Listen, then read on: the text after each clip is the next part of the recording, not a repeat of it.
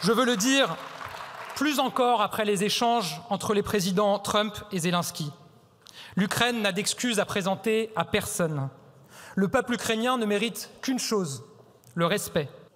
Bien seul quand d'autres refusaient de voter le soutien à l'Ukraine, ici comme au Parlement européen. Bien seul quand d'autres revendiquaient leur loyauté pour la Russie ou relativisaient la portée du conflit. Bien seul face à la légèreté de ceux qui se moquent du destin de la France, se moquent du destin de l'Europe et ne voient pas de problème à voir un leader démocratiquement élu insulté en direct, ne voient pas de problème à une victoire russe qui barrait la route lourdement à l'avenir des Français.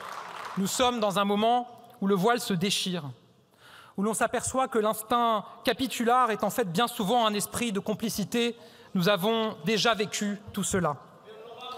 Alors je le dis, entendre Madame Le Pen ici nous donner des conseils de géostratégie, alors même qu'elle proposait encore pendant la campagne présidentielle de 2022 une alliance en matière de défense avec la Russie, alors même qu'elle disait encore quelques jours avant l'invasion russe que les Russes n'envahiraient jamais l'Ukraine, alors même qu'elle estimait, comme Jean-Luc Mélenchon d'ailleurs, que les Ukrainiens ne tiendraient pas 3 jours ou 3 semaines et que ça fait 3 ans qu'ils résistent héroïquement. Madame Le Pen, nous l'avons vu tout à l'heure quand l'ensemble de cet hémicycle s'est levé pour applaudir et saluer le courage du peuple ukrainien et que le seul groupe qui est resté assis et qui n'a pas applaudi est le vôtre. Nous l'avons entendu tout à l'heure dans votre intervention. Tout ça, Madame Le Pen, ne donne qu'une confirmation. L'Ukraine brûle et encore, vous regardez ailleurs. Vladimir Poutine ne cherche qu'à gagner du temps pour reprendre son souffle face à une résistance ukrainienne qu'il ne parvient pas à étouffer. Mais l'appétit du Kremlin est insatiable et personne ne doit douter que derrière l'Ukraine, il y a la Moldavie, la Roumanie, les États baltes, il y a la Pologne, il y a la Finlande, il y a l'Union européenne et l'OTAN. Le régime russe ne tient désormais que par et pour la guerre. Nous sommes entrés dans un nouvel âge corsaire. Le droit international est menacé dans son principe même quand messieurs Trump et Vance décident de tirer avantage de la guerre d'agression de monsieur Poutine et veulent, comme de vulgaires mafieux, extorquer 500 milliards de minerais du sol ukrainien pour le plus grand avantage de leur ami propagandiste Elon Musk et ses semblables. Ils exigent même que les Européens, effrayés d'échapper à la garde de l'oncle Sam, utilisent jusqu'à 5% de leur PIB pour la défense et donc pour acheter américain. Face à cela, on se paye trop souvent de mots, et ici même à l'instant encore. On fait trop souvent semblant.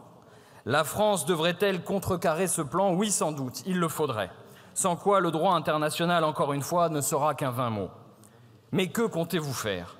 Vous n'avez pas été capable de créer un lieu de discussion où les belligérants auraient pu se retrouver. Vous avez fini par croire vos propres slogans et vous imaginez qu'il pouvait y avoir une issue militaire au conflit. Comment voulez-vous faire revenir la France à la table des négociations? En avez-vous la volonté? En avez-vous les moyens? On est d'autant plus fondé à en douter que M. Macron a saboté l'appareil diplomatique et que depuis 3 ans, la liste des gesticulations sans effet est hélas bien longue. Par exemple, il n'y a qu'un site de production en France de cordes au but 155. Il est à Tarbes. Loin de fonctionner à plein régime, comme on l'imaginerait en vous entendant, pour soutenir l'effort de guerre ukrainien, sa remise en état, décidée lors de son rachat il y a 4 ans, est pourtant à peine entamée. Je ne dis rien de la sortie grotesque de M. Le Maire qui se faisait fort de mettre l'économie russe à genoux. De même, quand certains s'exaltent à la vue du courage des Ukrainiens et sont prêts à disposer de la vie de nos soldats et s'exclament « Il faut envoyer des troupes !» comme ils joueraient avec des soldats de plomb, on est pris d'un singulier vertige. Quand d'autres, enfin, avec désinvolture et un air entendu, se rengorgent et affirment qu'on peut ouvrir la discussion sur un éventuel partage nucléaire, on se pince. Pourquoi donc? Et surtout, comment? Nous autres Français, n'ayant pas cru pendant 70 ans qu'un allié engagerait sa crédibilité atomique pour nous, comment imaginons-nous que des partenaires ou des adversaires se figureraient que nous le ferions nous-mêmes? L'affolement de nos partenaires européens ne devrait pas nous pousser à l'illogisme. Il devrait, au contraire, nous amener à avoir la discussion franche et sérieuse qui a été éludée de longue date. Et en particulier, il y a 20 ans, quand le peuple français avait refusé par référendum de ratifier le traité constitutionnel européen. Car c'est ici un des nœuds du problème, le cœur de la politique d'impuissance et d'alignement que les gouvernements français ont accepté de mener. Au nom de la concurrence libre et non faussée, au nom de la limitation des déficits, au nom d'un mandat de la Banque centrale européenne entièrement dédié à la lutte contre l'inflation, sans aucun souci de l'emploi, de la souveraineté, on a organisé un affaiblissement de l'État et le démantèlement de l'industrie dont mon collègue Tavel vous donnera demain un tableau éloquent. Ironie de l'histoire, on a même aussi étouffé le peuple grec dont la dette provenait en grande partie d'achats d'armements faits alors à l'Allemagne et à la France. Et aujourd'hui, Mme von der Leyen suggère benoîtement que les déficits cessent d'inclure les dépenses militaires. Mais que n'y a-t-elle pensé pour financer la bifurcation écologique du continent? Que n'y a-t-elle pensé pour organiser la convergence des modèles sociaux? En réalité, personne n'est dupe face à la crise enquistée du capitalisme.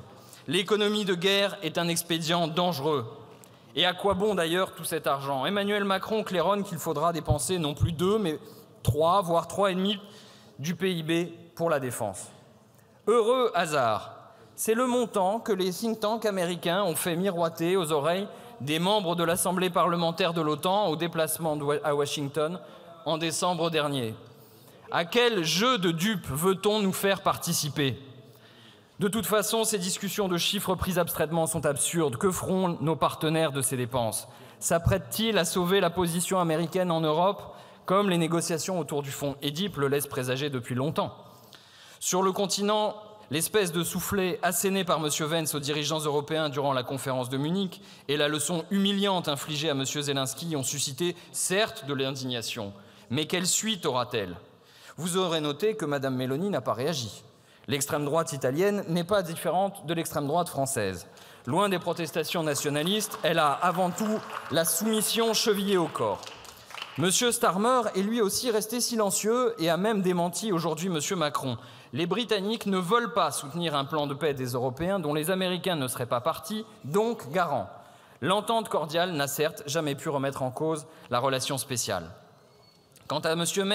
Merz, en passe de devenir chancelier, s'il a salué la réunion qui s'est tenue à Londres hier, c'est en invoquant la nécessité de rebâtir des ponts avec Washington. Ébouriffante manifestation de l'aspiration allemande à l'autonomie stratégique européenne, s'il en est. Il faut dire que face au risque de guerre tarifaire qui pourrait plomber l'économie allemande et en particulier l'industrie automobile, Christine Lagarde elle-même avait conseillé de se soumettre et de sortir le carnet de chèques. D'autres doivent penser de même outre-Rhin. Il faudra donc des actes si certains veulent faire croire aux éléments de langage sur l'Europe puissante. Le président des États-Unis peut être prêt à signer un traité avec l'Ukraine un matin et malmener le président ukrainien l'après-midi. Ou le vice-président d'un pays allié peut venir insulter les Européens sur leur propre sol. Où chaque jour apporte son lot d'incertitudes et de contradictions. Et dans cette période, je m'exprime devant vous avec 3 convictions. La première, c'est que le monde libre a besoin d'un nouveau leader. Les déclarations du président Trump sont claires. Plutôt que les valeurs de démocratie et de liberté, seuls compteront toujours désormais les intérêts économiques. Et tous ceux qui tenteront d'émettre des réserves seront marginalisés. Il y a urgence à ce que l'Europe augmente son soutien militaire à l'Ukraine. C'est de cette manière que nous pourrons pallier un éventuel désengagement américain. C'est ainsi que l'Ukraine pourra continuer la résistance, si on veut lui imposer une paix factice.